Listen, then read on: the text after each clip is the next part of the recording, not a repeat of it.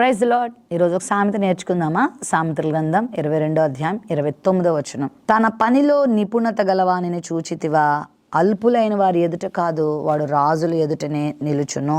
పని చేయుట చాలా మంచిది కదా, అందరం పని చేస్తాం.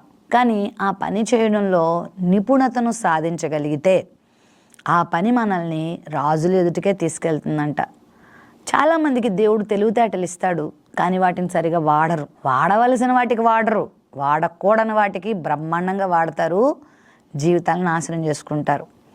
ఈరోజు ఈ సామెత వింటున్న ప్రియ యవన తమ్ముళ్ళారా, చెల్లెళ్ళారా, దేవుడు మీకు ఇచ్చినటువంటి చక్కని పనితనాన్ని, దేవుడు మీకు ఇచ్చిన చక్కని ఆ జ్ఞానాన్ని, తెలివితేటల్ని ఇంప్రూవ్ చేసుకోండి, సాధన చేసుకోండి. వాటిని ఇంకా సానబట్టండి, వాటిని పదును పెట్టండి. మీలో దేవుడు చాలా శక్తియుక్తులు దాచిపెట్టాడు. బద్ధకస్తులుగా, సోమరిపోతులుగా బ్రతకద్దు.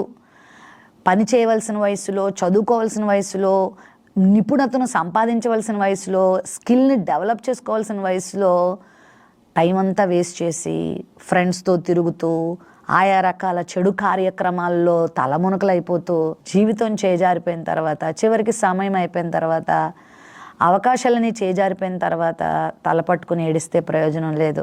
పనిలో నిపుణతను కలిగి ఉండడం చాలా మంచిది. ఎవరం పుట్టుకతో మేధావులం కాదు. రోజు రోజుకి దాన్ని అభ్యాసం చేస్తూ ఉంటే నీ పనిలో నువ్వు అభివృద్ధిని చూస్తావు, నీ పనిలో నువ్వు మెరుగుదలను చూస్తావు. మనకు తెలుసు చాలామంది గొప్ప గొప్ప వారు ప్రపంచంలోకి వచ్చారు. వాళ్ళందరూ కూడా మనలాగా అమ్మఒడిలో ఉన్న వాళ్ళే, ఉయ్యాలెక్కిన వాళ్ళే, మనలాగా బుడిబుడు అడుగులతో పైకి ఎదిగిన వాళ్ళే. కానీ వాళ్ళు తమ పనిలో సాధన చేశారు, కష్టపడ్డారు. అందుకే ఈరోజు ఒక ఉన్నతమైనటువంటి వ్యక్తులుగా ఎదిగారు. అదే వాక్యం చెప్తుంది. తన పనిలో నిపుణత గలవారుగా ఉంటే, పనిలో కష్టపడి దీనికన్నా మరింతగా, దానికన్నా మరింతగా రోజు రోజుకి చక్కగా కష్టపడే నైజముతో ఎవరు పని చేస్తారో ఖచ్చితంగా వాళ్ళు అభివృద్ధి చెందుతారు. అంతేగాని అభివృద్ధి చెందిన వాళ్ళ వైపు చూసి కుళ్ళుకుంటే ఏమీ రాదు, అసూయపడితే ఏమీ రాదు. నువ్వు కష్టపడు, నువ్వు ప్రయాసపడు. నీ జీవితంలో అది ఏదైనా కావచ్చు. అది ఒకవేళ ఒక భాష నైపుణ్యం కావచ్చు, లేకపోతే ఒక పనిలో నైపుణ్యం కావచ్చు, లేకపోతే ఒక డ్రైవింగ్లో నైపుణ్యం కావచ్చు, మరి ఏదైనా కావచ్చు. చక్కగా నువ్వు పనిలో నిపుణత చూపిస్తే, చక్కని క్వాలిటేటివ్గా నువ్వు పని చేయగలిగితే నువ్వు చాలా గొప్ప స్థానానికి వస్తావు. రాజుల ఎదుటికి కూడా దేవుడిని తీసుకెళ్తాడు. దావీదు ఆడతా పాడతా సితారా నేర్చుకున్నాడు. దావీదుకి ఎవ్వరు మాస్టర్స్ లేరు. ఏ సంగీతకారుడు వచ్చి దావీదుకి నేర్పలేదు. ఆ సితారా తీసుకొని దేవుని సన్నిధిలో స్తుతిస్తూ, ఆ ఖాళీ సమయంలో గొర్రెలను కాసుకుంటున్న సమయంలో చెట్ల కింద పొట్ల కింద కూర్చొని ఆ సితారా వాయించడం నేర్చుకున్నాడు. దేవుని స్తుతించడానికి నేర్చుకున్నాడు. అతను ఏదో గొప్పవాడిని అయిపోయి, ఎవరో గొప్పవాడిని అయిపోయి డబ్బు సంపాదించాలని కాదు, దేవుని కొరకు నేర్చుకున్నాడు.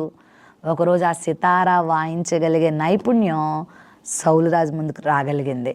సౌలుకి దురాత్మ పడుతుంటే ఎవరో చెప్పారు, దావీదు చమత్కారంగా వాయిస్తాడు అని అంటే తీసుకురండి అన్నాడు. దావీదు వాయిస్తుంటే దయ్యాలు పారిపోయేవట. అలా నేర్చుకున్న ఆ యొక్క సితారా రాజు దగ్గర తీసుకొచ్చింది. అలా నేర్చుకున్న ఒడిసెల తిప్పడం ఆ రోజు గొల్యాతుని చంపడానికి దేవుడు వాడుకున్నాడు. అట్లా దేవుని కొరకు ఆ తలాంతుల్ని ఇంప్రూవ్ చేసుకో. దేవుడు నీకు మంచి ఆపర్చునిటీస్ ఇస్తాడు. భవిష్యత్తులో గొప్ప డోర్స్ నీ కొరకు దేవుడు తెరుస్తాడు. నిన్ను అనేకుల కంటే హెచ్చించి నిన్ను గొప్పవానిగా చేస్తాడు.